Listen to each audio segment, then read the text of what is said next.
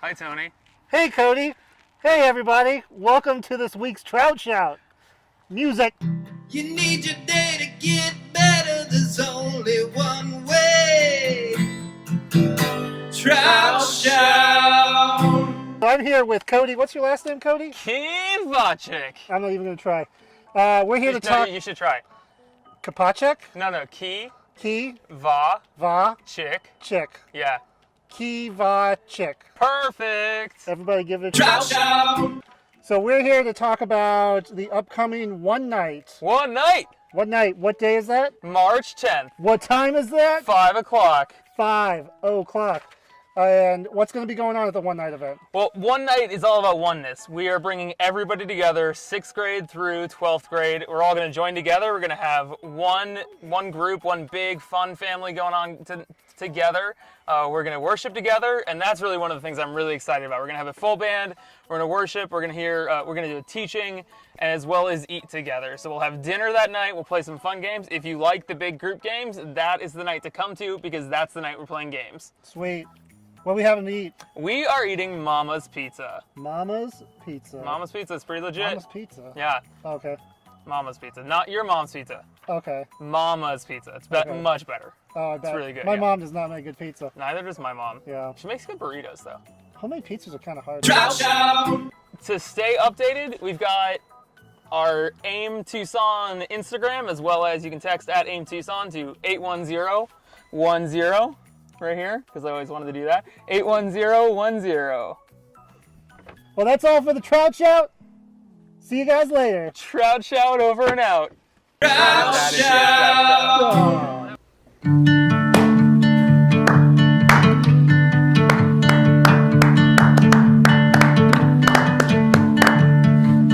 Well, hello. This is Nicky. And Hey, you guys everybody. Have met him before. He's here. He's cool. I'm Cody, obviously.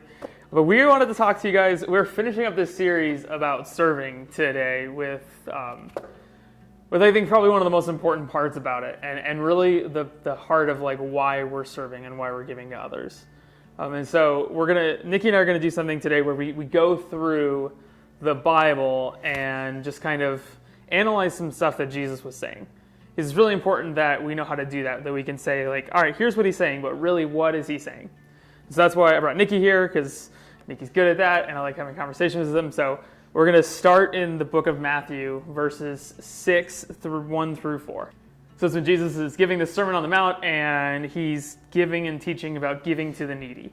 So we're going to jump in with verse 1, and we're just going to go verse by verse.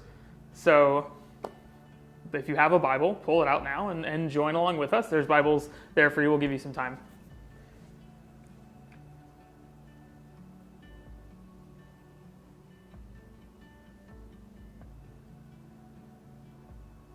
Nicky, do you want to start us off? Yeah. All right. So, Matthew 6, verse 1 reads, all right, watch out. Don't do your good deeds publicly to be admired by others, for you will lose the reward from your Father in heaven. So, what do you think that Jesus is saying? I think what he's saying here is not that he doesn't want you to do your good deeds publicly. He doesn't want you to be bragging about your good deeds. Like, he wants you to serve, obviously, but he doesn't want you to be serving just to brag about, hey, look at all the good stuff I'm doing. Yeah. Like, I'm being such a good person right now. Mm-hmm. Now, he wants you to serve others out of the goodness of your heart, not to make others think you're a good person. Yeah. Well, and if you think about it in context, I mean, the context of the people that he's speaking to, there are people, and we're going to see them in a verse called like the hypocrites, the people that are going out and like the only reason that they're serving other people is to get recognition for it. Mm-hmm. They're going out and they're saying, look at me, look at me, look at me. But like if we think about our own day and age, like how much does that get replicated in like social media? That's good amount of it. So much about it is just this fake personality or this fake profile that we create about ourselves because we want recognition for the stuff that we're doing. Mm-hmm. So what's bad about that? What do you think is bad about that? I think it's because you're being selfish. You're only caring about how it's going to make you look. You're not caring about that it's actually impacting others and the good that you're doing through those things.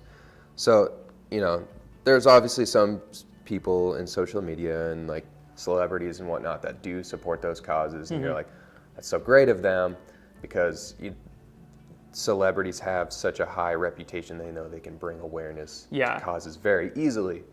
But, there are also some celebrities that'll do that just because they're like, well, if it's also going to make me look good. It's going to make my personality look really good. Like, they might care about it, but they know they're going to benefit from it as well. Yeah, I can go out and do things. I can do practical things. But if I go out in the present saying, like, I want people to look at me, Cody, and say, wow, he's awesome. Like, that's not the way selfish. that we're... Yeah, that's selfish. That's thinking about yourself. And that's not at all... That's why it says, if you do that, you'll lose the reward from your Father. Yeah. So he knows if you're doing it selflessly that you're going to be rewarded for that. Well, because God knows our hearts. Yeah, he knows where your heart is, and he knows what your intentions are going into it. Well, and like we often see the reward immediately now. Like, that's where the applause come in. Like, if we're going to serve others without applause, like that is ultimately the reward that we're looking for, is what God's going to gift us with in our relationships and in our relationship with him, and in our reward in heaven.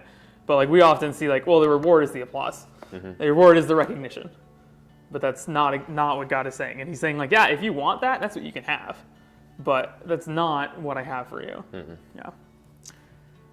So he continues on, when you give to someone in need, don't do as the hypocrites do, blowing trumpets on the synagogues and streets to call attention to their acts of charity.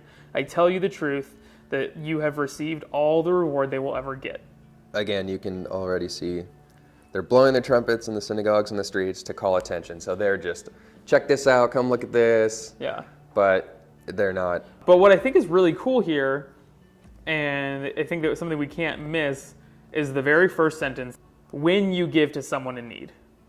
Like, Jesus is making this assumptive claim that, yeah, you're going to be giving to people in need. Like, that is part of our spiritual walk, is giving to others in need. It's not like if you do, or maybe when the chance is right, like, no, when you give to people in need. It's saying that, like, this is an expectation as Christians. If you're a follower of Christ, it's an expectation that you are giving to others, that you are serving to others in a meaningful way. And so, like, he's saying, like, hey, this is going to happen, and you need to have the right heart when you enter into it. But when you give to someone in need, don't let your left hand know what your right hand is doing. And already, that might be confusing.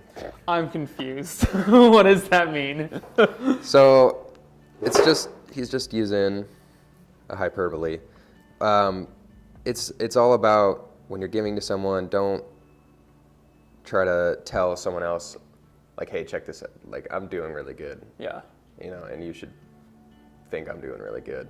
It's just, when you do something good serving, you'll know the good feeling. You shouldn't be seeking it out from others. Yeah. Like, you'll feel good yourself because you're like, man, I feel great because I just did this awesome thing, and that's what I want to recreate, not this, oh, how can I get other people to think I'm awesome? Yeah. If we go in that, like, I want to serve other people. I want to help the homeless. I want to help people at the church. I want to help little kids have a relationship with Jesus. Like, if we go into with that mindset, and it's like, yeah, it's okay for other people to see and recognize what you're doing, but that's not why we're getting into it. And that's not why we're serving other people. We're serving it for ultimately the motivation within our heart.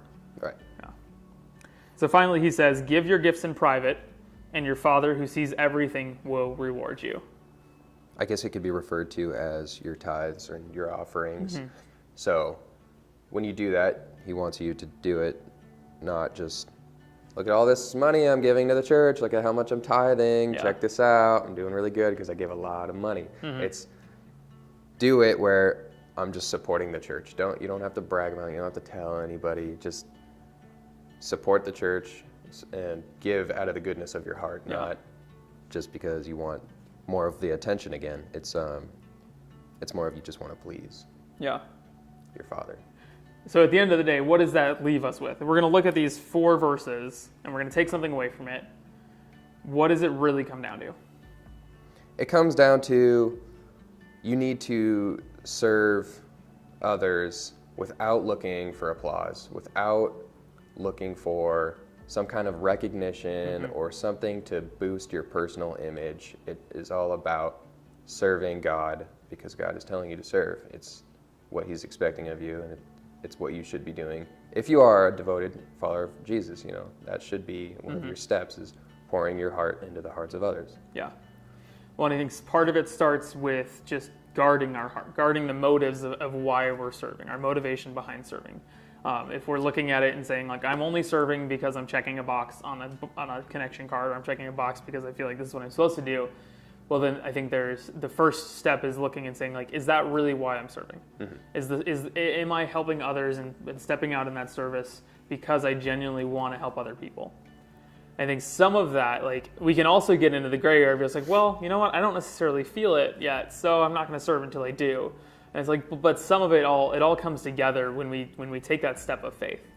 Because I think there's times where we just step out into things and God multiplies and blesses that thing. Like, service is one of those things that I think that unless we actually go out and do it, that we're not really going to experience what God has for us. But if we're doing it solely because we're saying, I want to be noticed, and it's not real service. Then you have the bad motives altogether. Yeah. And you shouldn't really put yourself out there if you don't have a heart for it. You shouldn't, just because someone's telling you, check this box to serve. I mean, I get what you're saying. It is something that you'll feel if you just do it. Like, you'll feel the Holy Spirit working in you through that. But if you're just being told to do it and you're doing it, and you're just not at all, you don't really care, you know, then the people you're serving are going to get a reflection of that. Yeah. They're going to get that feeling of, well, he's just kind of doing the bare minimum. So I guess part of it just starts with checking your heart. Yeah, it's like a big faith check. Just, where are you in your walk?